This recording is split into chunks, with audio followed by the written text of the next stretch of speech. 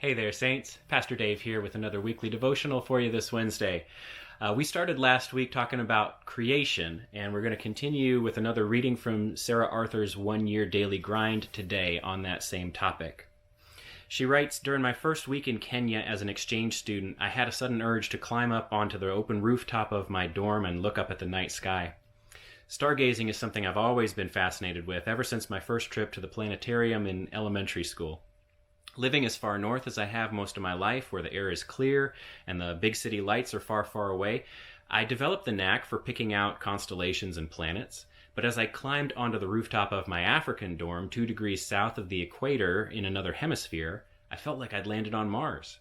Nothing I saw in the sky looked familiar. My eyes roamed frantically for some kind of bearing, a marker that would point me toward the North Star, but I saw nothing. It was a jumble of lights without any coherent pattern to me. My African friends knew better. They could pick out their own stars and constellations with no problem. They knew the night sky in their own hemisphere, and to them it was an eloquent and timeless pattern that was mysterious and beautiful, just as the sky is to me in my hometown. Once my eyes adjusted, I began learning to trace those new patterns too. The psalmist wrote, "The heavens proclaim the glory of God. Their message has gone throughout the earth, and their words to all the world." In Theology 101, we call this general revelation, or the knowledge about God that's available to all people anywhere on the planet, if they'd only step outside their front door and look around.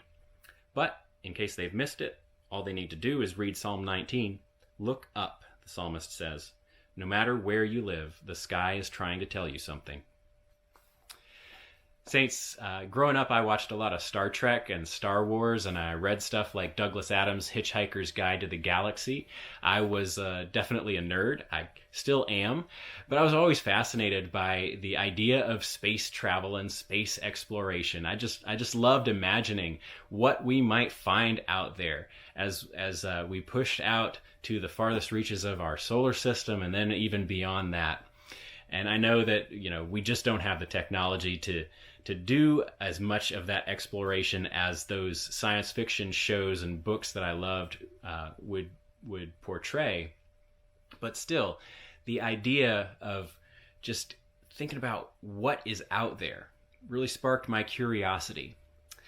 When I got to seminary, was the first time that I encountered this term, general revelation. But it wasn't the first time I encountered the idea of looking at creation and gleaning something from that about who created it.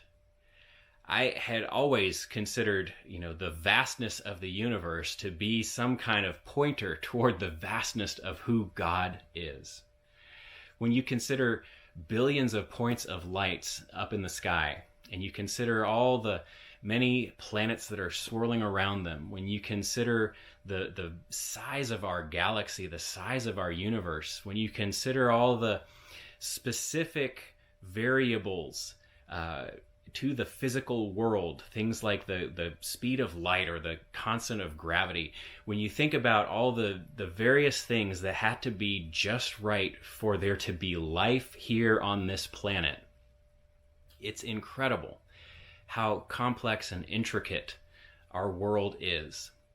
And when you think about who it is that was not only able to build and to form this reality, but who was able to conceive of it, to imagine it up, and then bring it into being, speak it into being, that says something about not just God's power, but God's creativity, God's wisdom, God's goodness, because God wanted to create this to be shared with all living beings. Saints, I wonder what you see when you look at the night sky. I wonder what you see when you look around at this world.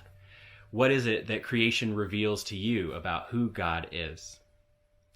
The heavens are telling the glory of God, and there is a whole lot to learn if we're looking. That's your devotional this week. Hope it's something worth thinking about. I hope you're doing well, Saints.